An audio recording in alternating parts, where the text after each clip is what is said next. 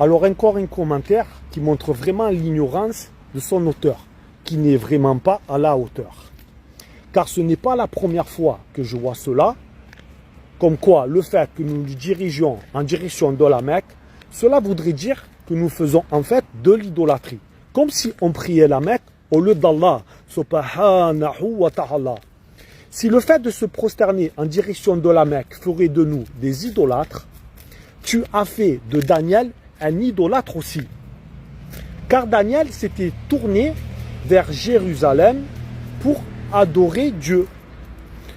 Dans la Bible, dans Daniel chapitre 6 verset 10, il est dit: lorsque Daniel sut que le décret était écrit, il se retira dans sa maison où les fenêtres de la chambre supérieure étaient ouvertes dans la direction de Jérusalem, et 3 fois le jour il se mettait à genoux, il priait, il louait Dieu comme il le faisait auparavant.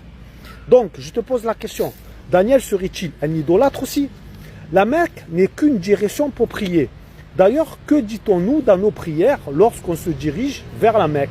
Nous disons, comme nous le voyons dans le Coran, sourate 1, verset 5, c'est toi seul que nous adorons, c'est-à-dire c'est toi seul, Allah, que nous adorons, et c'est toi seul que nous implorons secours. Et non, c'est toi seul, la Mecque, que nous adorons. D'ailleurs, avant de prier en direction de la Mecque, les musulmans priaient en direction de Jérusalem.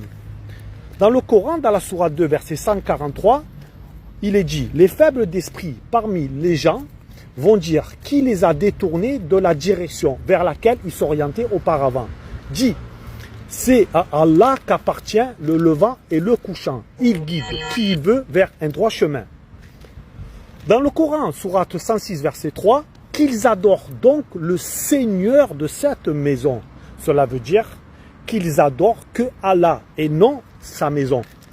Il nous est même interdit de jurer par celle-ci.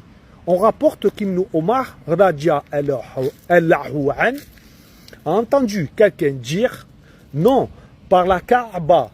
Ibn Omar lui dit: ne jure pas par autre que Allah, car j'ai entendu le messager d'Allah dire: celui qui jure par autre que Allah a fait acte de mécréance ou d'idolâtrie.